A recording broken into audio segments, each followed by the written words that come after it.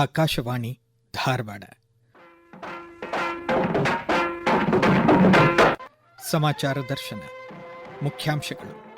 ಧಾರವಾಡ ಕೃಷಿ ವಿಜ್ಞಾನಗಳ ವಿಶ್ವವಿದ್ಯಾಲಯ ಅಭಿವೃದ್ಧಿಪಡಿಸಿದ DWR 162 ಗೋಧಿ ಬೀಜಗಳು ಇಂಡೋನೇಷ್ಯಾಕ್ಕೆ ರಫ್ತು.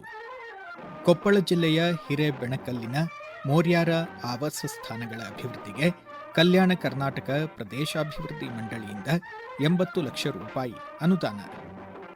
ಡಿಜಿಟಲ್ ಇಂಡಿಯಾ ಯೋಜನೆಗೆ 11 ವರ್ಷಗಳು ಪೂರ್ಣ. ವಾಯವ್ಯ ಕರ್ನಾಟಕ ರಾಜ್ಯ ರಸ್ತೆ ಸಾರಿಗೆ ಸಂಸ್ಥೆ ಸಂಪೂರ್ಣ ಡಿಜಿಟಲೀಕೃತ.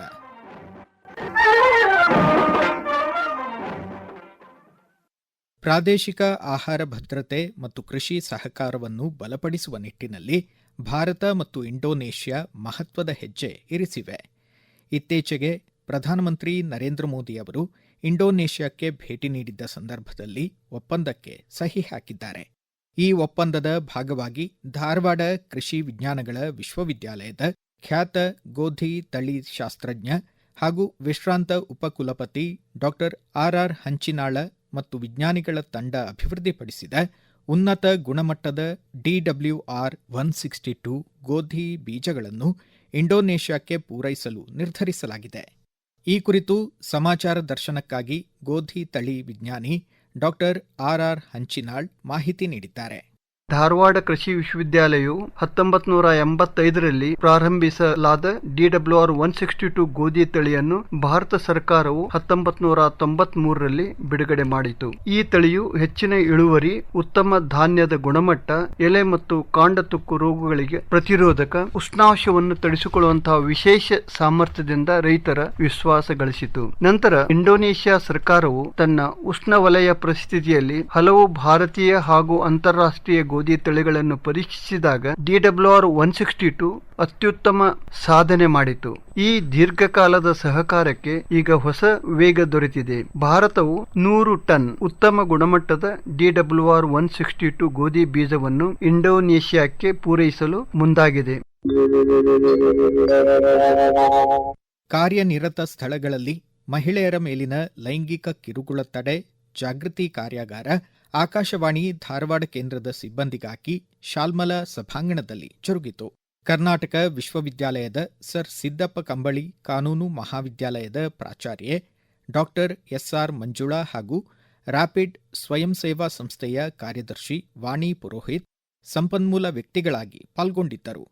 ತಾಂತ್ರಿಕ ವಿಭಾಗದ ಉಪ ಮಹಾನಿರ್ದೇಶಕ ಅರುಣ್ ಪ್ರಭಾಕರ್, ಕಾರ್ಯಕ್ರಮ ಮುಖ್ಯಸ್ಥರಾದ ಮಂಜುಳಾ ಪುರಾಣಿಕ್ ಹಾಗೂ ವಿವಿಧ ವಿಭಾಗಗಳ ಸಿಬ್ಬಂದಿ ಲಿಂಗ ಸಂವೇದನೆ, ಲಿಂಗ ಸೂಕ್ಷ್ಮತೆ ಹಾಗೂ ಕಾರ್ಯನಿರತ ಸ್ಥಳಗಳಲ್ಲಿ ಮಹಿಳೆಯರೊಂದಿಗೆ ಘನತೆಯ ನಡಾವಳಿ ಕುರಿತ ಸಂವಾದದಲ್ಲಿ ಪಾಲ್ಗೊಂಡರು. ಕಾರ್ಯಾಗಾರದ ಸಂಪನ್ಮೂಲ ವ್ಯಕ್ತಿ ವಾಣಿ ಪುರೋಹಿತ್ ಸಮಾಚಾರ ದರ್ಶನಕ್ಕಾಗಿ ಮಾಹಿತಿ ನೀಡಿದ್ದಾರೆ. ಕಾರ್ಯನಿರತ ಮಹಿಳೆಯರ ಮೇಲೆ ಲೈಂಗಿಕ ದೌರ್ಜನ್ಯ ಈ ವಿಷಯದಲ್ಲಿ ನಾವು ಬಹಳಷ್ಟು ಒತ್ತಡದಲ್ಲಿ ಬೀಳ್ತೀವಿ ಯಾವಾಗ ನಮಗೆ ಈ ಅನುಭವ ಆಗುತ್ತೆ. ಹಾಗಾಗಿ ನಾನೆಲ್ಲ ಸಿಬ್ಬಂದಿಗಳಿಗೆ ಕೇಳಿಕೊಳ್ಳೋದಿಷ್ಟೇ, ನಿಮಗೆ ಇಲ್ಲೇ ಈ ಒಂದು ಪರಿಸ್ಥಿತಿ ಬರೋದ್ಲು ತಕ್ಷಣ ನೀವು ಇದನ್ನ ಸಂಬಂಧಪಟ್ಟವರ ಗಮನಕ್ಕೆ ತರಬೇಕು.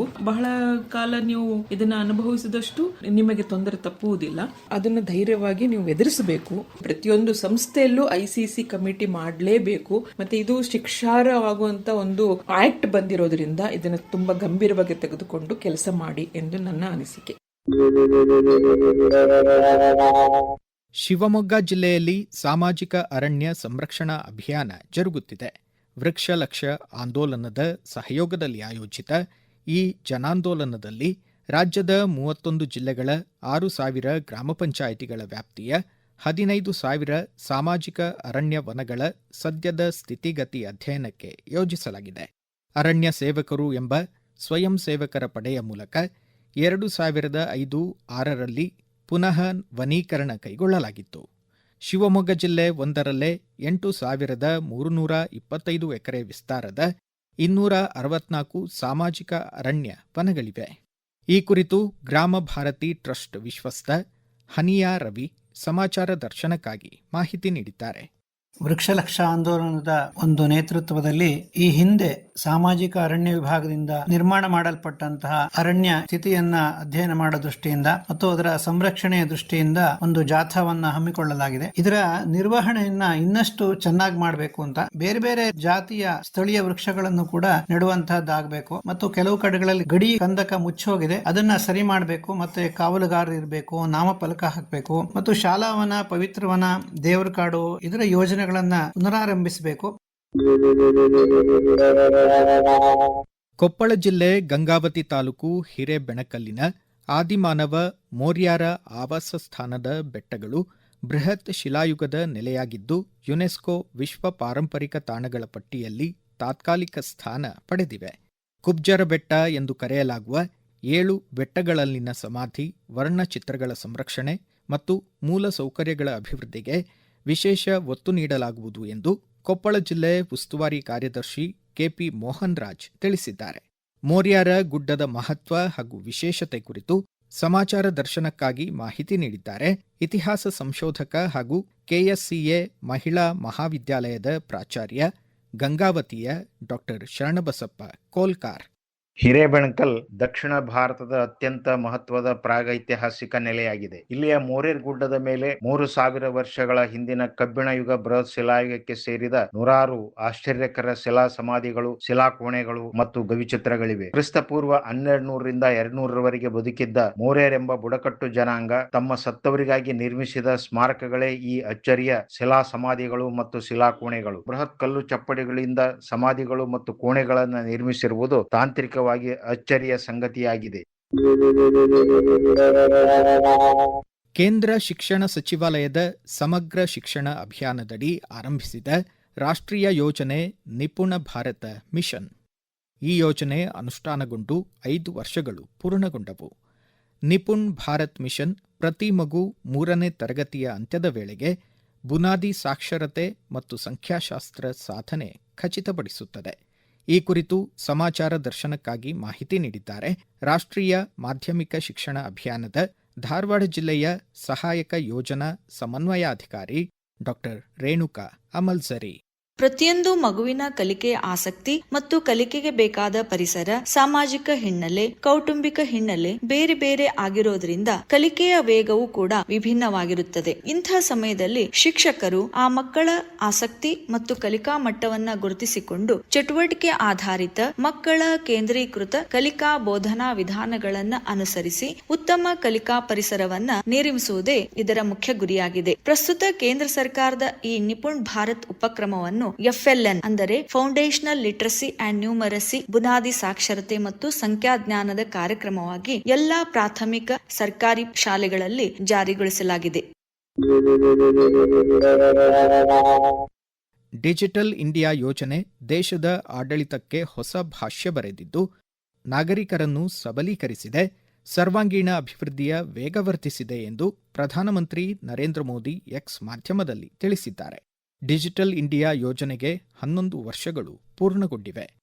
ವಾಯವ್ಯ ಕರ್ನಾಟಕ ರಸ್ತೆ ಸಾರಿಗೆ ಸಂಸ್ಥೆ ಧಾರವಾಡ ಜಿಲ್ಲೆಯ ಹುಬ್ಬಳ್ಳಿಯಲ್ಲಿ ಕೇಂದ್ರ ಕಚೇರಿ ಹೊಂದಿದ್ದು ತನ್ನೆಲ್ಲ ಸೇವೆಗಳನ್ನು ಸಂಪೂರ್ಣ ಡಿಜಿಟಲೀಕರಿಸಿದೆ. ಈ ಕುರಿತು ಸಮಾಚಾರ ದರ್ಶನಕ್ಕಾಗಿ ಮಾಹಿತಿ ನೀಡಿದ್ದಾರೆ ವಾಯವ್ಯ ಕರ್ನಾಟಕ ರಸ್ತೆ ಸಾರಿಗೆ ಸಂಸ್ಥೆ ವ್ಯವಸ್ಥಾಪಕ ನಿರ್ದೇಶಕರಾದ ಎಂ ಪ್ರಿಯಾಂಗಾ. ವಾಯುವ್ಯ ಸಾರಿಗೆ ಬಸ್ಸುಗಳಲ್ಲಿ ಪ್ರಯಾಣ ಮಾಡುವ ಜನರಿಗೆ ಪೇ ಮುಖಾಂತರ ಅಥವಾ ಡೆಬಿಟ್ ಕಾರ್ಡ್, ಕ್ರೆಡಿಟ್ ಕಾರ್ಡ್ ಮುಖಾಂತರ ಪೇಮೆಂಟ್ ಮಾಡುವ ಅವಕಾಶ ಸಿಕ್ಕಿದೆ. ಕೆಲವೊಂದು ಸಮಯದಲ್ಲಿ ತಾಂತ್ರಿಕ ಸಮಸ್ಯೆಯಿಂದ ಅಮೌಂಟ್ ಡೆಬಿಟ್ ಆಗಿದೆ ಅಂದ್ರೆ ರೀಫಂಡ್ ಮಾಡುವ ಒಂದು ಫೆಸಿಲಿಟಿ ಕೂಡ ಮೊದಲನೇ ಸಾರಿಯಾಗಿ ವಾಯುವ್ಯದಲ್ಲಿ ಜಾರಿ ಮಾಡ್ತಾರೆ. ನಮ್ಮ ವಾಯುವ್ಯ ಸಂಸ್ಥೆಯಲ್ಲಿ ಬಸ್ ಸ್ಟ್ಯಾಂಡ್ಸ್ ಮತ್ತು ಡಿಪೋ ಜಾಗಗಳಲ್ಲಿ ಕಮರ್ಷಿಯಲ್ ಅಂಗಡಿಗಳನ್ನು ಕೊಟ್ಟಿದ್ದೀವಿ. ಉಪಯೋಗಿಸರು ಕೂಡ ಆ ಆಪ್ ಮುಖಾಂತರ ಅವರು ಪೇಮೆಂಟ್ ಮಾಡುವ ಒಂದು ಅವಕಾಶವನ್ನು ನಾವು ಇಲ್ಲಿ ತಂದಿದ್ದೀವಿ. ಇದು ಈ ವಾರದ ಸಮಾಚಾರ ದರ್ಶನ. ಪ್ರಸ್ತುತಿ ಧಾರವಾಡ ಆಕಾಶವಾಣಿಯ ಪ್ರಾದೇಶಿಕ ಸುದ್ದಿ ವಿಭಾಗ. ಸಂಪಾದಕರು ಧಾರವಾಡ ಹಾಗೂ ಬೆಂಗಳೂರು ಆಕಾಶವಾಣಿಯ ಪ್ರಾದೇಶಿಕ ಸುದ್ದಿ ವಿಭಾಗದ ಸಹಾಯಕ ನಿರ್ದೇಶಕರಾದ ತುಕಾರಾಂ ಗೌಡ ನಿಡ್ಲೆ. ನಿರೂಪಣೆ ವಿವೇಕಾದಿತ್ಯ ಕನಿಯಾಲ. ಸಹಕಾರ ಹರ್ಷವರ್ಧನ್ ಶೀಲವಂತ್, ಉಮೇಶ್ ಕೂಲಣ್ಣವರ್ ಹಾಗೂ ಮುರ್ತುಜಾ ಹೊಂಗಲ್. ಮುಂದಿನ ವಾರ ಇದೇ ವೇಳೆಗೆ ಮತ್ತೆ ಮೂಡಿಬರಲಿದೆ ವಾರದ ವಾರ್ತಾಚಿತ್ರ ಸಮಾಚಾರ ದರ್ಶನ.